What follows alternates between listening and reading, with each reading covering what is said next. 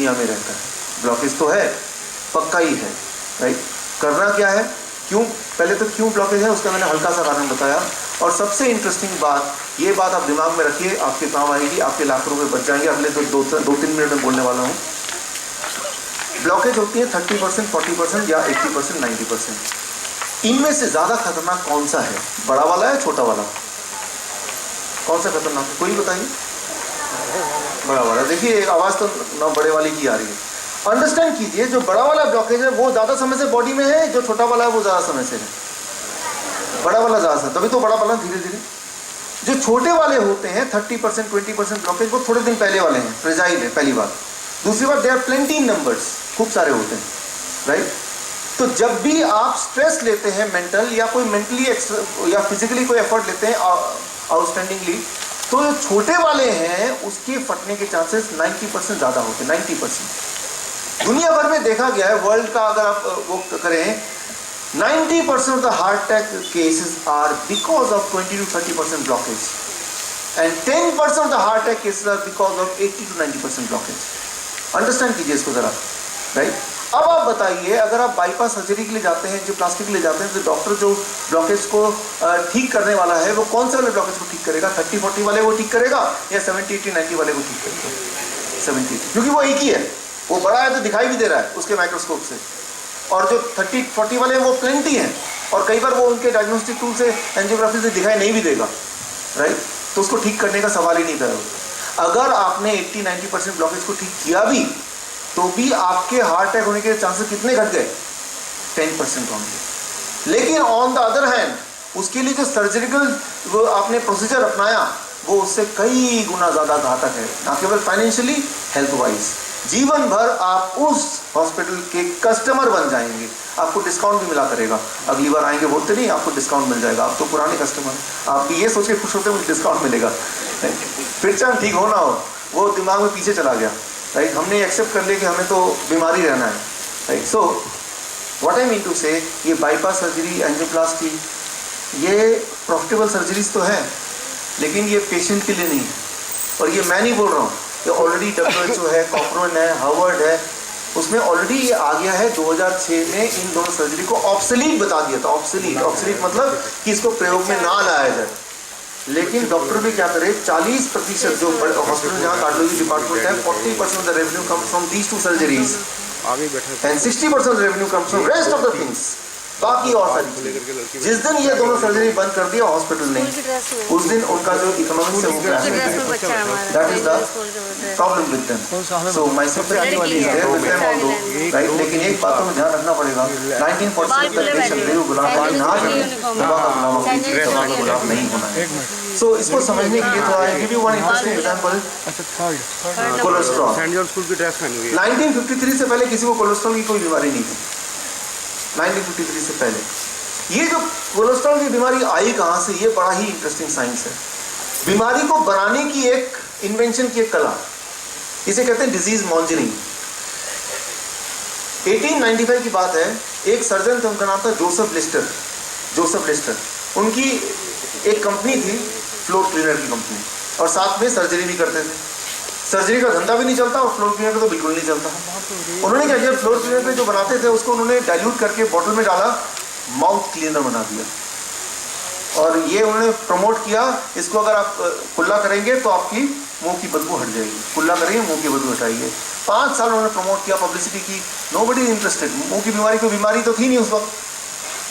उनके दिमाग में बात आई 2002 या 3 में, 1902 या 3 में, कि इस बीमारी का नाम रखा जाए। उन्होंने नाम रखा हेलिटॉक्सिस, और डॉक्टर ने लिखना शुरू कर दिया, आपको हेलिटॉक्सिस है, आपको दवा ये लेनी चाहिए। और उन्होंने अपना वो जो प्रोडक्ट है उनका नाम, उस प्रोडक्ट का नाम है, अपने नाम से रखा, डॉक्टर लिस्टर ने लिस्ट्रीन। नाम सुना आपने? जिन लोग स्माइल कर रहे हैं वो सब यूज करते हैं। सो लिस्ट्रीन, और उन्होंने ये प्रमोट कर दिया, लिस्ट्रीन नहीं लेंगे तो हेलिटॉक्सिस हो जाएगा। आपको हेलिटॉक्सिस हुआ है, लिस्ट्रीन है। जैसे डॉक्टर बोला यू आर सफरिंग फ्रॉम हेलिटॉक्सिस, बताओ क्या करना है, राइट। सो मुंह की बदबू कोई बीमारी नहीं है, हेलिटॉक्सिस बड़ी बीमारी है, जबकि दोनों सेम ही चीज है, राइट।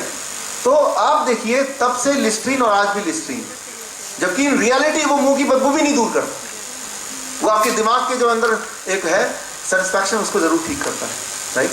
तो दैट इज कॉल्ड डिजीज मॉन्जनिंग, एक बीमारी को इन्वेंट करना। ये पद्धति तब शुरू की थी उन्होंने, और आज उसके बाद कई सारी बीमारी इन्वेंट हुई, उनमें से एक है कोलेस्ट्रॉल। यूनिवर्सिटी ऑफ मिनेसोटा ने प्रूव कर दिया दुनिया में कि जिनके बॉडी में ज़्यादा फैट जाता है वो ज़्यादा वो हार्ट डिजीज होता है। मोर कोलेस्ट्रॉल मोर हार्ट डिजीज। 1953 में ये हो गया कि कोलेस्ट्रॉल कम करो, बीमारी कम करो, हार्ट डिजीज कम करो। तो कोलेस्ट्रॉल कम करने के लिए कोलेस्ट्रॉल लोअरिंग ड्रग्स, स्टैटिन वगैरह लो। WHO ने देखा कि दो लोग हैं, दोनों की कोलेस्ट्रॉल बढ़ी हुई है। एक ने स्टैटिन लिया, कोलेस्ट्रॉल लोअरिंग ड्रग, एक ने नहीं लिया। पूरे दुनिया में ये देखा गया कि जिन लोगों ने स्टैटिन लिया यानी कोलेस्ट्रॉल लोअरिंग ड्रग लिया, उनका कोलेस्ट्रॉल तो घट गया, लेकिन उनके मृत्यु के चांसेस 47% बढ़ गए, 47% बढ़ गए। WHO ने 1980 में फैसला किया, हम ऐलान कर देंगे कि कोलेस्ट्रॉल को घटाने की कोई ज़रूरत नहीं, लेकिन तब तक कोलेस्ट्रॉल लोअरिंग दवाइयाँ और कोलेस्ट्रॉल का बिजनेस $200 बिलियन का बन गया। $200 बिलियन बहुत होते हैं, राइट, और वो बहुत ताकतवर होता है। तो वो $200 बिलियन काफ़ी थे WHO के मुंह बंद करने को, भाई ये क्यों कर रहे हो, हमारे पेट में क्यों लात मार रहे हो, चलने दो इसको, राइट, कोलेस्ट्रॉल लोअरिंग। अब रियलिटी क्या है कोलेस्ट्रॉल की, आप जरा ध्यान समझिए। आपको ये सबको पता है HDL LDL, good cholesterol bad cholesterol, इसलिए साइंस स्टूडेंट होने की जरूरत नहीं है, इनफैक्ट स्टूडेंट होने की भी जरूरत नहीं है। अब जो बैड कोलेस्ट्रॉल है, जिसको घटाने की बात हम करते हैं या डॉक्टर करते हैं, ये भी दो प्रकार के होते हैं, स्मॉल एंड लार्ज। इनमें से जो स्मॉल बैड कोलेस्ट्रॉल है वही ऐसे हैं जो आपके पाइप यानी कि आर्टरीज के अंदर पेनिट्रेट कर सकते हैं, उसको छेद करके निकल सकते हैं। इन रियलिटी LDL जो स्मॉल वाला है, that is going to make you harm, right. आप में से कितने लोग ऐसे जिनको पता होगा कि आपके LDL स्मॉल वाला कितना है, लार्ज वाला कितना है? पूरे देश में कोई एक भी आदमी नहीं होगा जो ये बोल सके मेरा LDL, ये तो सब बोल देंगे मेरा LDL कितना है, HDL कितना है, पर LDL में स्मॉल कौन सा है, कितना है, लार्ज कौन सा है, कोई बोल सकता है? क्योंकि वो जो डायग्नोस्टिक सिस्टम है, magnetic resonance imaging for cholesterol, right, वो इंडिया में भी आई नहीं। वो आएगी 6 महीने बाद, साल लग जाएंगे। जब वो आएगी तब ये प्रचार होगा, अरे आपका स्मॉल कितना है, जैसे आप बोलते हैं आपका LDL कितना है, गुड कोलेस्ट्रॉल कितना, बैड कोलेस्ट्रॉल। याद कीजिए, आपसे 20 साल पहले 10 साल पहले गुड बैड नहीं था, हाई था कोलेस्ट्रॉल या नहीं कोलेस्ट्रॉल था। अब आने वाला है स्मॉल वाला कितना है, लार्ज वाला कितना है। अच्छा, इसमें कितना खर्चा लग जाएगा? ये मैग्नेटिक रेजोनेंस इमेजिंग का खर्चा लगेगा 12,000 कम से कम, एक बार डायग्नोस करने का। वो हर महीने चेंज भी होगा, हर महीने करना है, तो 12,000 तो बचा लीजिए आप हर महीने के लिए, राइट। सो इसका मतलब ये है कि जो लोग कोलेस्ट्रॉल लोअरिंग ड्रग आप में से ले रहे हैं वो अंधेरे में तीर चलाने की तरह है, क्योंकि आपको पता ही नहीं है, हो सकता है आपका लार्ज वाला ज्यादा हो और वो तो बॉडी के लिए अच्छा ही होता है।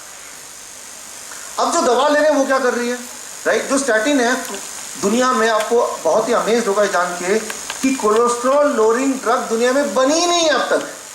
अरे ये कैसे, जो हम दवाई ले रहे हैं वो तो कोलेस्ट्रॉल लोअरिंग ड्रग ही तो है। मैं आपको समझाता हूं, उसका नाम कोलेस्ट्रॉल लोअरिंग ड्रग है, लेकिन वो cholesterol lowering drug in reality है नहीं। कैसे? जो स्टैटिन है, जो कोलेस्ट्रॉल लोअरिंग ड्रग है, वो क्या करता है, जब आप लेते हैं वो कोलेस्ट्रॉल को घटाता नहीं है, एक और केमिकल, एक और एंजाइम को घटाता है, उसका नाम है CoQ10। आप में से काफी लोगों को पता होगा CoQ10 क्या करता है। उसके कई सारे काम है, उनमें से सबसे इंपॉर्टेंट काम है आपके हार्ट की मसल को स्ट्रांग बनाते रहना, स्ट्रांग रखना, क्योंकि हार्ट की मसल हर पल काम करता है, सबसे ज्यादा वही काम करता है। हार्ट के मसल को स्ट्रेंथ देता है एक एंजाइम, एक केमिकल जो बॉडी बनाती है, that is called CoQ10, right, that strengthen your heart muscle, right. लेकिन वो जो CoQ10 है, इसका एक और बाई प्रोडक्ट काम है, एक और काम है, वो क्या करता है, कोलेस्ट्रॉल के बनाने के असेंबली लाइन में वहां भी हाथ बटाता है, राइट। अब जब आप कोलेस्ट्रॉल लोअरिंग ड्रग लेते हैं वो CoQ10 को कम कर देता है। CoQ10 को कम करेगा तो CoQ10 कोलेस्ट्रॉल बनाने में हाथ ठीक से बटा नहीं पाएगा, आपकी कोलेस्ट्रॉल घट जाएगी। बट एक और चीज हो जाएगी, CoQ10 कम होगा और तो क्या एक और चीज हो जाएगी, हार्ट कमजोर होने लगेगा। इसीलिए आप गौर करेंगे जितने लोग कोलेस्ट्रॉल लोअरिंग ड्रग लेते हैं, within 2 years they become heart patient as well, right. ये कोई छुपी हुई बात नहीं है, ये FDA का वार्निंग है, फूड एंड ड्रग एडमिनिस्ट्रेशन का, राइट। अगर आप कोलेस्ट्रॉल लोअरिंग ड्रग लेंगे 18 महीने तक, इरेक्टाइल डिसफंक्शन इन इम्पोर्टेंसी और liver damage with in 1 to 8 weeks। मेरे पास एक पेशेंट आए, सर आप क्या बात करते हैं, हमें तो 2 साल हो गए, मेरा तो लीवर डैमेज नहीं हुआ। लीवर की दिक्कत क्या है आपके और मेरे लीवर की, जब तक वो 80% डैमेज नहीं हो जाएगा, पहला सिम्टम आपको नहीं फील होगा। And the moment you feel the first symptom, that means that 80% damage already happened, right. Substantially इतना हो गया कि अब वो रिवर्स होना काफी मुश्किल होगा।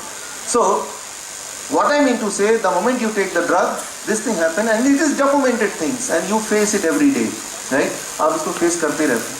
तो मतलब मुझे ऐसा लगता है कि जो डॉक्टर्स की जो साइकोलॉजी कुछ ऐसी है, आपके घर में जो पानी है वहाँ लीक कर रहा है, बाथरूम का पानी। इमेजिन कीजिए आपने प्लम्बर को बुलाया, प्लम्बर ने क्या किया, आपके पानी का जो सप्लाई है वो काट दिया।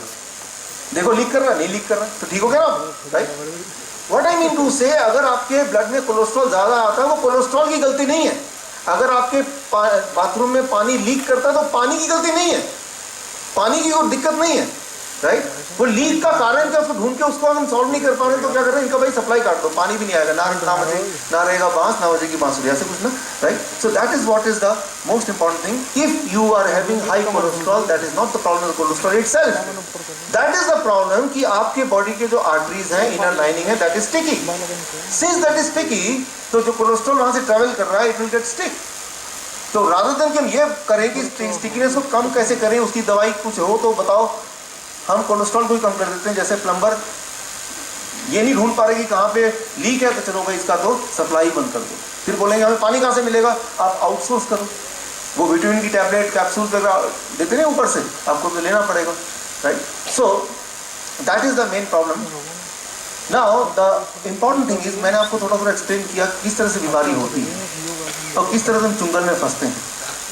Now the question is how to come out of the whole thing. Cholesterol की तरह हर साल दुनिया में नई नई बीमारियां इन्वेंट की जाती हैं और हर साल उसका एक डायरेक्टरी बनती है जो पूरे डॉक्टर्स में जाती है। मेरे पास भी आती है, मेरे पास थोड़ा पहले आ जाता है, तो ताकि मैं आपको बता पाऊँ, उस तरह के नेटवर्क मैंने बनाए हैं, राइट? अभी पिछले साल कुछ नई बीमारियां आई थी, राइट? उनमें से एक बीमारी इन्वेंट की गई थी, नई बीमारियां, राइट? उनमें से एक बीमारी का नाम है ऑब्सेसिव शॉपिंग सिंड्रोम। ऐसे लोग जो ज़्यादा शॉपिंग करते हैं, बीमारी, उसे एक दवा भी आई है, किसी को चाहिए तो बताना, उसको वो दवा दे देंगे, 2-4 दिन तो नहीं वो शॉपिंग करेगा। फिर एक और बीमारी आया है, एक्सेसिव इंटरनेट डिसऑर्डर। बार बार क्या है मेल, देखो जरा 2 मिनट में क्या है मेल, उनके लिए भी दवा आई है, किसी को चाहिए तो बताना वो भी। What I mean to say, human behaviour को एक नाम दे दिया गया और उसको बीमारी का टैग दे दिया गया और उसको एक डॉक्यूमेंट करके, राइट, एक ऑफिशियल एक सर्कुलर बना दिया गया, and now we are chasing that figure कि हमें तो वो बनना है, राइट? जबकि इन रियलिटी ये सब तो कोई बीमारी ही नहीं है, राइट? सो इंसान, मैंने आपको बताया था 16,000 तरह से बीमार पड़ सकता है, 16,000 टाइप हो गया, एज मेनी एज दैट। तो बीमारी की बात ना करके हम ये बात करेंगे हम कैसे बिना किसी दवाई की हेल्दी रहें, और अगर हम बीमार हैं तो कैसे उस चुंगल से बाहर आ जाएं। That is the most important thing, that is what we are going to understand now. अब मैं जो बताने जा रहा हूँ ये सोल्यूशन की बात बता रहा हूँ, अब तक से प्रॉब्लम की बात बता रहा था। सोल्यूशन ये 1970 की बात है, चाइना के प्राइम मिनिस्टर चाओ इन ले, उनको डॉक्टर ने बोला you are diagnosed with lung cancer. चाओ इन ले ने पूछा मुझे लंग कैंसर कैसे हो गया, how I suffer from lung cancer. चाओ इन ले को डॉक्टर ने बताया कि हो जाता है, पोल्यूशन है, जीन्स हैं, केमिकल हैं। आप गौर करेंगे जब भी डॉक्टर कोई जवाब देंगे तो जवाब ऐसे होंगे जो हमारे हाथ में बस में नहीं होंगे, राइट? जो चीज़ बस में होगा उसके बारे में भी बताएंगे। बट चाओ इन ले ने सोचा जब तक कि मुझे ये ना पता चले मैं बीमार कैसे हूँ तब तक मैं अपना इलाज नहीं कराऊंगा। चाओ इन ले ने क्या किया, पूरे चाइना से 6.5 लाख वर्कर को इकट्ठे किए, Oxford university UK, Cornell university USA, उनकी मदद ली और एक अभियान चलाया, उसका नाम दिया गया द चाइना स्टडी। इस अभियान में मेन मकसद था ढूंढो इंसान बीमार क्यों पड़ता है और ढूंढो क्या करने से इंसान ठीक हो सकता है। तब यह देखा गया दुनिया भर में कि एज मेनी एज 7 ऐसी दुनिया में जगह है, इंडिया में एक जगह है हुंजा, चाइना में एक जगह है बामा, जापान में एक जगह है ओकिनावा, ऐसे 7 जगह है इंडिया में कम से कम दुनिया में जहाँ पे लोग बीमार ही नहीं पड़ते, 100 साल जिंदा रहते हैं। वहाँ जाएंगे तो वहाँ कोई हॉस्पिटल नहीं है, वहाँ कोई डॉक्टर नहीं है, वहाँ कोई दुकानें नहीं है दवाइयों की। अगर आपको कोई दोस्त डॉक्टर है वो सोचे कि मैं इनमें से किसी जगह जाकर अपना धंधा जमाता हूँ तो भूखे मर जाएंगे, एक भी पेशेंट नहीं मिलने वाला वहाँ। सो चाइना स्टडी के लोगों ने यहाँ पे स्टडी किया इन लोगों को, इंक्लूडिंग उनका इंडियन, और पाया इन 7 सिविलाइजेशंस में एक बात कॉमन है, एंड दैट इज उनके खाने पीने के पैटर्न। उन्होंने इस पैटर्न को डॉक्यूमेंट किया और देखा कि इस पैटर्न में अगर कोई रह जाए, जो कि बड़ा सिंपल है अदरवाइज, तो बीमार ही नहीं पड़ सकता, right? He will be immune to disease, बीमार हो ही नहीं सकता। So that was one great achievement for medical science कि एक ऐसा पैटर्न का आविष्कार हो गया या डिस्कवरी हो गई कि उसमें कोई भी रहेगा तो ये गारंटी है बीमार नहीं पड़ेगा। इन दिनों एक और चीज हुआ, पिछले दिनों, पिछले कुछ सेंचुरीज में, दो भाई थे, हुंजा इंडियन और पीमा इंडियन। ये कोई स्टोरी नहीं है, रियलिटी है। दो सिविलाइजेशन थे, हुंजा इंडियन, पीमा इंडियन, और दोनों दुनिया में वर्ल्ड के हेल्दीएस्ट सिविलाइजेशन में से गिने जाते थे। लेकिन 19वीं शताब्दी के आसपास पीमा इंडियन ने सोचा कि हम हुंजा के साथ नहीं रहा करेंगे, will not stay with Hunza Indians, हम इनसे दूर चले, अमेरिका चले जाएंगे, बसेंगे, अरिजोना के पास वो बस गए। लेकिन तब भी उनका वही सारा कुछ सिस्टम था जो उन्होंने पहले किया हुआ था, the same system they used to follow, right? उनका वही खाना था, वही खेती बाड़ी करते थे। 1960 तक Pima Indian they were healthy. 1960 में यूएसए की सरकार ने पीमा इंडियन को बोला, अपना जमीन वगैरह हमें दे दो, हम यहाँ फैक्ट्री लगाएंगे, बदले में आपको पूरे जीवन भर खिलाएंगे बिठा के, आपके आने वाले जनरेशन को हम जॉब भी देंगे, खिलाएंगे भी। तो ये उन्होंने प्रॉमिस किया। तो पीमा इंडियन को लगा ये अच्छा है, हमें कुछ करना नहीं पड़ेगा, राइट? उन्होंने मान लिया, और खाने पीने के नाम पे यूएस की सरकार ने पीमा इंडियन को पैक्ड फूड देना शुरू कर दिया, वही जो आप खाते, नूडल, मैगी, बर्गर, सर्गर, हाँ, वो देना शुरू किया। विद इन 10 ईयर्स, 10 साल के अंदर, Pima Indian according to WHO became the most sick people of the world. अभी भी गूगल में टाइप करेंगे दुनिया के सबसे बीमार लोग, तो पीमा इंडियन आ जाएगा, राइट? वहां पे हर इंसान पेशेंट है, हर इंसान पेशेंट है, everybody is sick, everybody is diseased, Pima Indian, right? So China study के लोगों ने क्या किया, उनकी क्यूरियोसिटी बढ़ी, जैसे दुनिया के बाकी फार्मास्यूटिकल कंपनीज की भी क्यूरियोसिटी काफी बढ़ गई जब उनको पता चला कि एक ऐसा जगह है जहाँ पे सभी बीमार हैं, किडनी स्टोन है, ट्यूमर है, कैंसर है, डायबिटीज है, हाई बीपी है, मोटापा सबसे ज्यादा है, राइट?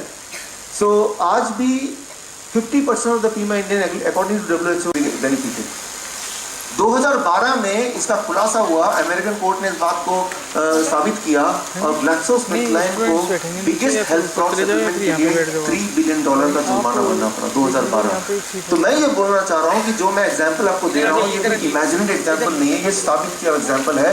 और 2012 2 जुलाई के जो कोर्ट के ऑर्डर्स हैं, जो पेपर्स हैं, इट इज देयर, वहाँ से वो पेपर एक बार from there on you can show it, right? अंदर, हाँ, yes yes, okay, yeah, thank you, keep it again. So बाद में आप देख सकते हैं कोर्ट के ऑर्डर्स। सो ये कोर्ट के ऑर्डर, और ये 2012 में यूएस की कोर्ट ने पकड़ा, 2013 में चाइना की कोर्ट ने ये पकड़ा, 2014 में अभी, राइट, पोलैंड के कोर्ट ने इस बात को पकड़ा, स्मिथक्लाइन, ग्लैक्सोस्मिथक्लाइन की। और ये सिर्फ एक कंपनी की बात नहीं है, टॉप 10 कंपनीज। आप चाहे तो गूगल आजकल के तारीख में गूगल से आप देख ही सकते हैं सारा कुछ, right? You have to be your own doctors, आपको अपना डॉक्टर बनना पड़ेगा। अगर आप सोचते हैं कि मेरे हेल्थ के लिए वो डॉक्टर रिस्पॉन्सिबल, वो डॉक्टर रिस्पॉन्सिबल नहीं है। You have to be your own doctor. आजकल आप देखेंगे सबसे बड़ा बिजनेस है दवाइयों का बिजनेस। कितना बड़ा बिजनेस है? केमिस्ट के शॉप खुलते हैं, बंद होते हुए नहीं देखे होंगे।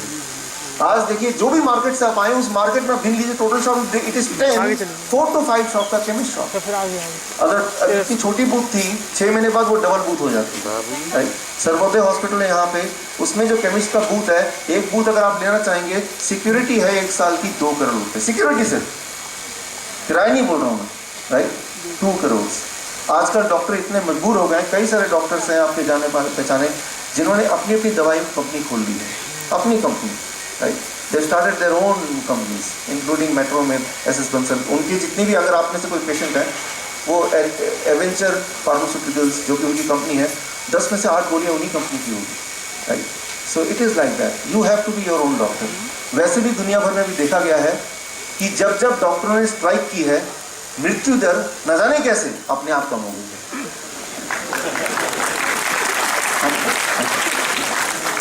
According to Oxford Journal, mortality rate goes down whenever doctors go on strike. दुनिया भर में, इंडिया में भी। आपको याद होगा 1 मार्च से लेकर 7 मार्च तक स्ट्राइक हो गए थे डॉक्टरों के, याद है आपको? अभी, राइट? हम हड़ताल कर देंगे, हम काम नहीं करेंगे। कानपुर से स्ट्राइक शुरू हुआ। करीब 84 हॉस्पिटल्स, गवर्नमेंट, प्राइवेट क्लिनिक और नर्सिंग होम मिला के स्ट्राइक में पार्टिसिपेट किया। एम्स ने भी बाद में पार्टिसिपेट किया था। और अखबार में आने लगा 30 लोग मर गए, 30 लोग मर गए, 30 लोग मर गए। जब तो स्ट्राइक था तब 5 दिन में 84 या 83 हॉस्पिटल में 30 लोग मर गए, और अब जब स्ट्राइक नहीं है तो उसी 5 दिन में उतने हॉस्पिटल में 1500 लोग मरते हैं, 1500 लोग मरते हैं। कभी भी जाके देखिए, खुला चैलेंज, राइट, 1500, राइट। तो दवाइयों के बिना जितने लोग नहीं मरते उससे कई गुना ज्यादा लोग दवाइयों के साथ मरते हैं, right. That is one important thing. I strongly feel 1947 तक देश अंग्रेजों का गुलाम था, आज देश अंग्रेजी दवा का गुलाम है। So we have to together come out of it. हम सभी को इससे बाहर निकलना पड़ेगा, और आज का एंड ऑफ इलनेस का जो प्रोग्राम है इसी सिलसिले में आगे बढ़ने के लिए है। तो एक सवाल आता है, तो क्या कल से हम दवा ना खाएं, छोड़ दें? अब आप छोड़ नहीं सकते। बॉडी का एक बड़ा सिंपल साइंस है, I would like to explain that science. क्यों नहीं छोड़ सकते? हेलो, मान लो किसी को इंसुलिन चढ़ा हुआ है, इंसुलिन के शॉट्स लेते हैं, और तो क्या करता है बॉडी देखता है ये तो आउटसोर्स कर ही रहा है, बाहर से आ रहा है, तो बॉडी आलसी है, अपना मैकेनिज्म स्विच ऑफ कर देता है, राइट। फॉर एग्जाम्पल, मान लो आपको नींद की प्रॉब्लम नहीं, नींद ना आने की प्रॉब्लम नहीं है, लेकिन फिर भी आपको कोई स्लीपिंग पिल्स यूं ही देता रहता है टॉफी की तरह। अचानक अगर देना बंद कर दे तो आपको एक्चुअली नींद नहीं आएगी। घनी देर को मान लो आपको डिप्रेशन नहीं है, you are not depressed person, घंटा को, but unknowingly you are consuming anti depressant tablets. कुछ दिन बाद अगर दवा नहीं लेंगे बाई चांस, तो actually you start feeling depressed. तो आपकी बॉडी जो है it becomes drug dependent. When you give the body a particular drug for a particular brief period of time, for the lifetime you become drug dependent. That is one important interesting thing about the drug. We must understand. अगर कोई दवाई आपकी चल रही है, BP की चल रही है, डायबिटिक चल रही है, कोलेस्ट्रॉल, तो एक झटके में आप उसको छोड़ने का जो मेथड मैं आपको बताऊंगा, right? How to free yourself from drugs, how to free yourself from disease, and how to free yourself from doctors as well, right? That I am going to say. What I mean to say, the warning is, अचानक एक दिन छोड़ दिया, that can be deadly. इसलिए नहीं कि दवा आपको हेल्प कर रही है जीने में, बट इसलिए कि बॉडी का एक अपना मैकेनिज्म सिस्टम भी है, वो डिपेंडेंट हो जाता है। फॉर एग्जाम्पल, मान लीजिए यहाँ पे एक टेबल है, इमेजिन कीजिए मैं टेबल को पकड़ के खड़ा हूँ, आपसे बात कर रहा हूँ उसके सहारे से, बिना मुझे वार्निंग दिए कोई अगर टेबल खींच ले, देयर इज अ चांस कि मैं एकदम गिर पड़ूंगा। इसका मतलब ये नहीं कि मेरे पैर में शक्ति नहीं है कि मैं अपने आप में खड़ा हो सकूँ, इसका मतलब ये है कि मैं निर्भर हो गया था उस पर, और अचानक उसको बिना वार्निंग दिए किसी ने खींच लिया। तो बॉडी को बताना पड़ेगा आपको कि भाई आज से डायबिटीज की दवाई लेना मैं बंद करने वाला हूँ, पहले आपको वार्निंग देनी पड़ेगी। तो आपका जो ब्रेन है वैभव के ब्रेन की तरह उसको अंडरस्टैंड करेगा, राइट, एंड देन वो स्टार्ट करेगा। But how to do it, ये कैसे करना है, right, that is what we are going to understand today. यही हम यहाँ पे आज समझने चाहते हैं, राइट। इस आज के इसका सिर्फ एक ही मकसद है कि we should be free of all the drugs, right, we should be free of all the drugs. इंसान 16,000 तरह से बीमार पड़ता है, 16,000 तरह से ऐसी बीमारियां जो बाकी एनिमल को कभी नहीं होती। इंसान एक ऐसा जानवर जो बीमारी से मरता है। कभी सुना आपने बिल्ली हार्ट अटैक से मर गई? अनयूजुअल। शर्मा जी हार्ट से चल बसे, ये एक्सेप्टेबल है। हम शर्मा जी साहब कल मिले थे, बड़े हेल्दी लग रहे थे, but it acceptable, right. First फरवरी की बात है, ऐसे ही एक मेरा लेक्चर था, ये तो सिर्फ 1-8 घंटे का है, वो तो 6 दिन का था, रोज 4 घंटे हेल्थ वर्कशॉप। बारामती एक शहर है, वहाँ पे वसंतराव साठे ऑडिटोरियम है, नाट्यगृह। इसी तरह से सैटरडे का दिन था, सुबह का, और जब मेरा ट्रेनिंग चल रहा था साथ में एक प्लेग्राउंड था, वहाँ से शोर आ रही थी। जितनी बार वहाँ पे क्रिकेट मैच का छक्का लगता, एक गाना वो ऑन कर देते और बड़ा डिस्टर्बेंस यहाँ पे आ रहा। मैंने ऑर्गेनाइजर से पूछा भाई ये कब तक चलेगा? उन्होंने बोला कि 6 दिन तक चलेगा। मैं समझ गया कि अगले 5 दिन भी इनको झेलना पड़ेगा। लेकिन अगले दिन संडे था, 2 फरवरी की, when I came I realize there was a period of silence. कोई क्रिकेट मैच नहीं चल रहा। मैंने पूछा कि वो क्या हुआ 6 दिन का? अभी तो एक ही दिन हुआ था। तो उन्होंने बोला कि Baramati tigers and Pune Royals के बीच में मैच चल रहा था, बड़ा प्लेग्राउंड था, उसमें Baramati tiger they won the match, वो क्रिकेट मैच जीत गए। उसमें जो मैन ऑफ द मैच मिला mister Raj, right, man of the match mister Raj को मिला। मैन ऑफ द मैच जब मिला, वो लेके इतने खुश हुए, एक्साइटेड में, ऑन द ग्राउंड उनका हार्ट अटैक आ गया, ही डाइड, मृत्यु हो गई। क्योंकि मैं उस शहर में था, मेरी इच्छा हुई जानने की कैसे हुआ, क्या हुआ। I went deep inside, right. मैं उनके घर वालों से मिला, उनके परिवार में उनकी वाइफ थी, बच्चा था, राइट, सारा हंसता खेलता परिवार। तो मैंने पाया कि वो जीवन भर वो स्पोर्ट्स पर्सन रहे थे। 31 ईयर्स उनकी उम्र थी। उनके वीडियो से पता चलता है, और क्योंकि वो क्रिकेट के खिलाड़ी थे, वो बड़े हेल्थी थे, बड़े फिट थे, राइट। तो कभी कोई नशा, कभी शराब या नॉनवेज कुछ भी नहीं था। He died of heart attack. At least दिखने में इतने हेल्दी थे, शायद हम में से शायद ही कोई उससे मैच कर पाता होगा। What I mean to say, we cannot take health for granted, right? तो लेकिन ये हुआ कैसे, पहली बात। और क्या हम ऐसे अनफोर्सीन चीज़ों को हम अवॉइड कर सकते हैं, ओवरकम कर सकते हैं? क्या कोई तैयारी कर सकते हैं? पहला क्वेश्चन का पहला जवाब ये हुआ कैसे। फिर आज हम क्या करें ताकि वो नौबत हमारे साथ तो ना आए, राइट? तो कैसे हुआ ये बताना अपने लिए बहुत ज़रूरी है, क्योंकि जब तक हमें हमारी गाड़ी खुद की नहीं चोरी होती, हमें लगता है कि चोरी तो किसी और की गाड़ी होती होगी। और एक बार हमारी कोई चीज़ गुम होती तो दिमाग में आता एक बार मिल जाए, अगली बार से मैं ध्यान रखूंगा, राइट? तो वो अगली बार ही आई ये बात, राइट? तो I am going to share what happened exactly. ये बात ज़रा ध्यान सुनिए, बिकॉज ये आपको अप्लाई करना है अपने लिए, अपने बच्चों के लिए। आपका जो बॉडी है, मेरा जो बॉडी है, इसमें पाइप्स हैं, ब्लड वेसल्स हैं, कैपिलरीज हैं, आर्टरीज हैं, वेन्स हैं, जिसके थ्रू ब्लड फ्लो होता है exactly in the same manner जैसे आपके इस शहर में पानी के नीचे पाइप्स हैं जिसके थ्रू हर घर में पानी जाता है। इमेजिन कीजिए हर घर जो है वो अपने आप में बॉडी के हर सेल्स जहाँ पानी पहुँचता है। अब इमेजिन कीजिए एक ऐसा घर है पूरे शहर में जहाँ पानी तो टंकी मेन से तो पानी आ रहा है लेकिन उस घर में नहीं पहुँच रहा, तो कारण क्या होगा? उस घर वाला जो रास्ते वाला पाइप है उसके बीच में कोई ना कोई ब्लॉकेज होगा, राइट? लेकिन कौन से वाले घर में, यहाँ पे मान लो 10,000 घर हैं फरीदाबाद में या 50,000 घर हैं, कौन से वाले घर में और कौन से वाले पाइप में ब्लॉक होगा अभी आपको तब तक नहीं पता चलेगा जब तक कि एक्चुअली ब्लॉक ना हो जाए। ये तो समझते हैं, राइट? सो लेकिन अब इमेजिन कीजिए जिस घर में ब्लॉक है वो आप ही का घर है। अब इमेजिन कीजिए क्या क्या प्रॉब्लम्स होंगी आपको, राइट? अगर पानी नहीं आ रहा तो what all problem you can face. Now you can associate आपके बॉडी में भी 100 बिलियन सेल्स हैं। एक सेल एक घर की तरह है और जैसे वो पानी आता है तो वो ब्लड जहाँ नहीं पहुँचेगा तो ब्लड की नहीं पहुँचने से न्यूट्रिएंट नहीं पहुँचेंगे, ऑक्सीजन नहीं पहुँचेगी। इवन हम पानी से और क्या करते हैं, वेस्ट को बाहर निकालते हैं, धोते हैं घर को, राइट? वो सारी चीज़ें उस वाले सेल्स को यानी कि उस वाले घर को नहीं मिलेगी। तो वो वाला सेल यानी कि वो वाला घर it will start dying, right? लेकिन वो घर कौन सा वाला हो सकता है, क्या कोई बता सकता है? अगर वो वाला घर बॉडी के किसी भी पार्ट में होगा आपको कैसे पता चलेगा? उस पार्ट में दर्द होना शुरू कर हो जाएगा, राइट? बट इफ वो वाला घर happens to be your heart तो दर्द नहीं होगा, हार्ट अटैक आ जाएगा, राइट? तो वो कहीं भी हो सकता है। If it is happens to be your brain तो ब्रेन स्ट्रोक आ जाएगा। ब्रेन स्ट्रोक आने से क्या कि बॉडी का आधा हिस्सा काम करना बंद, एक हाथ नहीं काम करेगा, एक पैर नहीं काम करेगा, आधा जीभ नहीं काम करेगा, राइट? सो तो इसलिए ब्रेन स्ट्रोक, हार्ट अटैक हमें ज़्यादा तंग करते हैं बिकॉज उसका जो कॉन्सिक्वेंसेज वो ज़्यादा होता है इन कंपैरिजन टू बॉडी किसी और का। तो जो ब्लॉकेज है it can be anywhere in the body. जैसे पूरे जो फरीदाबाद के जो पाइप सिस्टम है कहीं ब्लॉकेज हो सकता है किसी घर में, लेकिन अब मंत्री के घर में हो गया, सॉरी तो अखबार के थ्रू सबको पता चल जाएगा, राइट? आपके मेरे घर में हुआ तो नहीं भी पता चलेगा, काम चला लेंगे, राइट? तो ठीक उसी तरह से कि अगर वो मंत्री हार्ट है या ब्रेन पता चलेगा, अगर होगा तो वो हार्ट अटैक आएगा, ब्रेन स्ट्रोक आएगा तो वो ज़्यादा खतरनाक हो जाता है, राइट? बॉडी के केस में।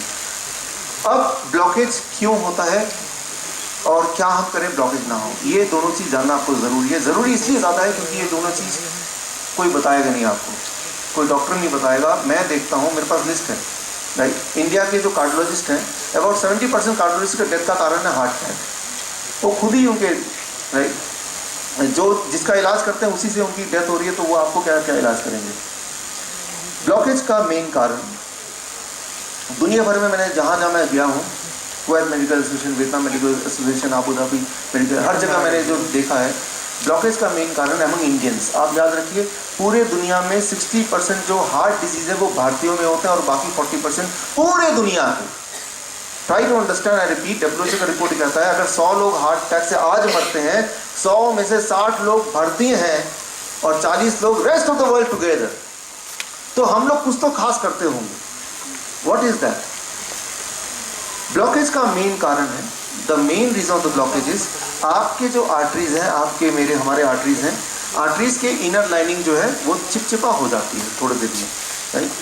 Is there a trail that trail with the soil? No sir. अच्छा, वो बीज तो वहाँ से। सो ये कैसे काम करता है ये जानना बेहद ज़रूरी है आपके लिए, इसीलिए तो हम यहाँ पे हैं वैसे, राइट? सीड्स दे दो। Now try to understand try to understand आपके अंदर के आर्टरीज के वॉल्स हैं। मैं छोटा सा आपको एग्जांपल देके समझाने की कोशिश कर रहा हूँ, राइट।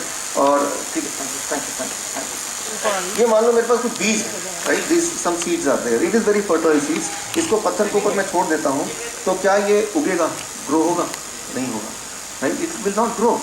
बट यही बीज को अगर मैं एक मिट्टी और उपजाऊ उसके ऊपर छोड़ देता हूँ, राइट, ये फर्टाइल सॉइल है और इसको गीला है ये, और अब मैं इसके ऊपर छोड़ देता हूँ, इसके अंदर चला जाता है, तो क्या उगेगा? It will grow, right. तो ये सीड्स पे निर्भर नहीं करता है कि ये उगेगा कि नहीं उगेगा, पार्शली निर्भर करता है, ये इसके सराउंडिंग पे भी निर्भर करता है।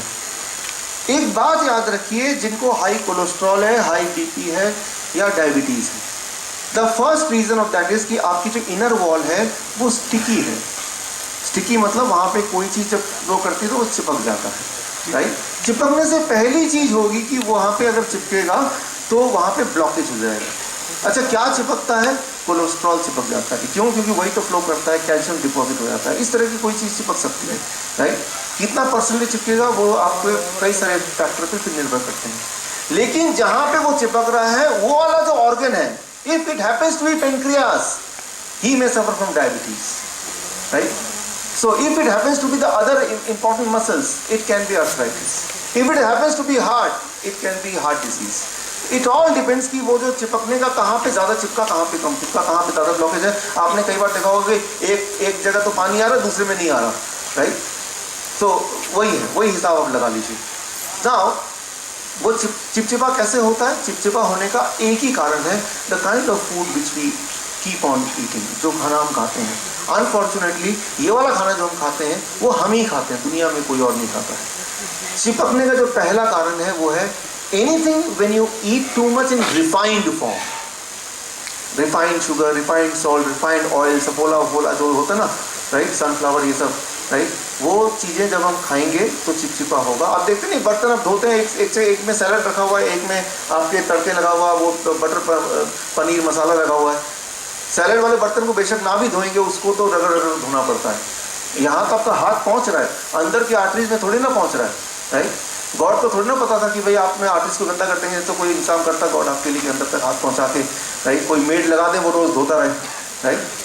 सो दैट आर्टरीज वो हर साल 2% ब्लॉकेज होता है, इन ऑन एवरेज बता रहा हूँ, एक रफ फिगर। किसी की उम्र 40 साल की होगी तो कितना परसेंट ब्लॉकेज हो जाएगा? एनीबडी? कितना परसेंट होगा? 80% होगा ना। लेकिन फॉर्चुनेटली और अनफॉर्चुनेटली हमारे जिंदा रहने के लिए, हमारे सारे काम करने के लिए, जैसे मैं भाषण दे रहा हूँ, आप सुन रहे हैं इसको, राइट, आप पार्टीज में जाते हैं, मॉल में जाते हैं, आप थोड़ा बर्थडे में डांस वगैरह कर लेते हैं, तो 20% ब्लड फ्लो की आवश्यकता है, 80% की जरूरत नहीं है। किसी दिन अगर आपके पीछे कोई कुत्ता पड़ जाए, एकदम भागना पड़े, तो 20 की जगह 30% की जरूरत पड़ जाएगी। तो कितना डेफिशिएंसी हो गई? 10%। अब वो 10% के अभाव में brain will trigger pain in that organ, दर्द कि रुको या गिर जाओ, राइट। तो वो फेंट हो जाते हैं, आपने देखा होगा, राइट, गिर जाते हैं, वो देखा होगा, थक जाते हैं, हांफने लगते हैं, देखा, राइट। तो ब्रेन बोल रहा है भाई मैं 20% ब्लड लेता हूँ, लेकिन जो काम आप करने जा रहे हैं, भागने जा रहे हैं कुत्ते से बचने के लिए, राइट, उसके लिए 30% की जरूरत है। तो 10% अभी डेफिशिएंट है। लेकिन फिर भी आप अपने डर के हिसाब से आप भागेंगे तेजी से, तो व्हाट विल हैपन कि वो जो ब्लॉकेजेस हैं वो बस्ट कर सकते हैं। अगर वो फट गए तो 80% 100% में कन्वर्ट होने में 1 मिनट लगेगा। और फिर जैसे मैंने आपको एग्जांपल दिया 31 ईयर ओल्ड राज की, एकदम से डेथ हो सकती है उसी वक्त। इसीलिए अगर कोई कुत्ता पीछे पड़ जाए तो काटने दीजिए, भागेगा मत। काटेगा ही ना, उसका तो फिर भी इलाज है कुछ ना कुछ तो, राइट। सो मैं ये बोलना चाह रहा हूँ कि अगर कोई ये सोचता है कि मेरे बॉडी में ब्लॉकेज नहीं है, तो वो एक